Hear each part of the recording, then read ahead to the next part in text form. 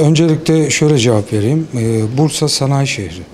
Bursa'da çok fazla irili, ölçekli, büyük, küçük bir sürü sanayi kuruluşumuz var. Ve bu sanayi kuruluşlarında ister istemez iş kazaları da olabiliyor. Bu iş kazaları içinde sıklıkla karşılaştığımız parmak kopmaları durumlarıyla karşı karşıya kalabiliyoruz. Bu gibi durumlarda diyelim bir işçinin bir parmağı sıkıştı. Parmak ucu kopabilir, parmağın tamamı kopabilir. Öncelikle tabii burada parmağı kopan kişiye ilk yardım yapmamız gerekiyor. Öncelikle bunu düşünmemiz lazım. Daha sonra hastaya ilk yardım yapıldıktan sonra kopan parmağı da uygun koşullarda en uygun merkeze getirmemiz gerekiyor. Burada ne yapmamız gerekiyor? Tabii böyle iş kazaları durumlarında genelde ortamda bir panik havası oluyor. Bu panik havası halinde yapılması gerekenler unutulabiliyor. Burada öncelikle yapmamız gereken şey kopan parçayı, parmağı yere düşebilir, makinenin içinde kalabilir. Bu parmağı alıp temiz bir bezin içine koymak. Daha sonra bu bezi de başka bir kapta buz dolu olabilir, soğuk su olabilir. Bu kabın içine alıp en uygun merkeze taşımak gerekiyor.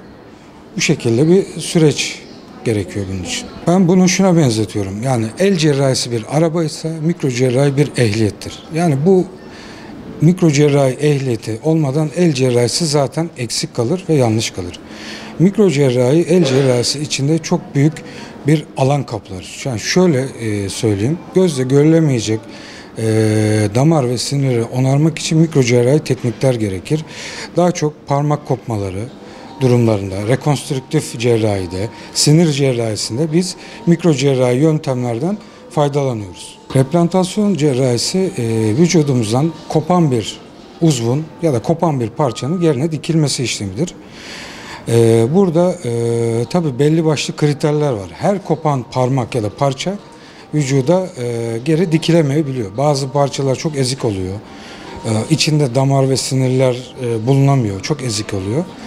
Ama çoğu durumda kopan parmaklar uygun şartlar altında uygun merkezlerde başarılı şekilde yerine dikilebiliyor. Diyelim bir parmak koptu. Biz onu uygun şartlarda yerine replante ettik.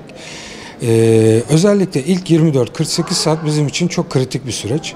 Burada her saat başı hastamızın başına gider, o diktiğimiz parmağın biz dolaşımını kontrol ederiz. Dolaşım var mı yok mu?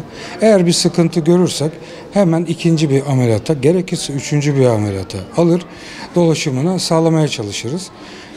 Kabaca ameliyattan sonra ilk bir hafta diyelim bizim için önemli bir süreçtir. Bir hafta 10 günden sonra da biraz daha rahatlarız ve hastamızı da artık taburcu edebiliriz. Poliklinik kontrollerine çağırıyoruz. Böyle bir süreç izliyoruz.